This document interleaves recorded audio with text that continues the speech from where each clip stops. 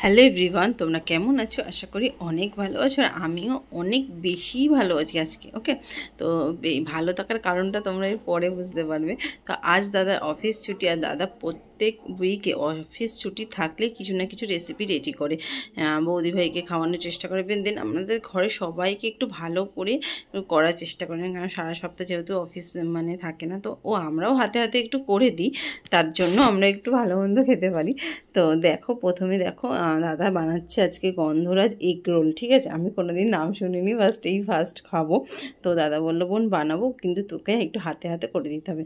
তো দেখো, দাদা ময়দাটা মেখে রেডি করে ফেলেছে, আমাকে বললো তুই শুধু বেলে দিবি, আর কিছু করতে হবে না।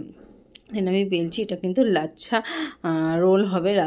মানে লাচ্ছা রোলটা তোমরা বুঝতেই পারছো তো কিভাবে হতে চলেছে। প্রথমে ময়দাটাকে ভালো করে, মানে যেমন আমরা রুটি বেলি তেমন করেই বেলে নিলাম। দেন বেলে নিয়ে তারপরে দেখো মাঝখান থেকে তোমরা কাট করে নেবে। দেন কাট করে নিয়ে সেটাকে উল্টো দিকে রাউন্ড রাউন্ড করে ঘুরিয়ে, এরকম করে মানে ঘুরিয়ে তারপরে তোমরা কিন্তু তারপরে কিভাবে আমি দেখলে তো করলাম, মানে একটা তৈরি গোল তৈরি করলাম, সেটাকেই তোমরা রেডি করবে। এখানে বৌদি ভাই কিন্তু রোলটা ভেজে ফেলছে।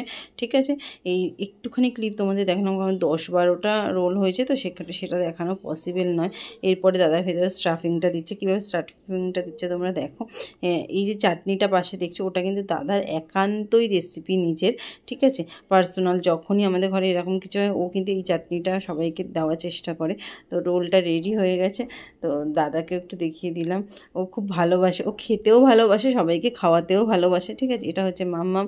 তো আমি রোলটা খেয়ে বলবো, খাওয়ার আগেই তোমাদের বলছি, এত দারুণ, এত টেস্টি হয়েছিল না, সিরিয়াসলি বলছি। তোমরা কিন্তু একবার মানে বাড়িতে বানিও। আর তোমরা কে কোথা থেকে ভিডিওটা দেখছো প্লিজ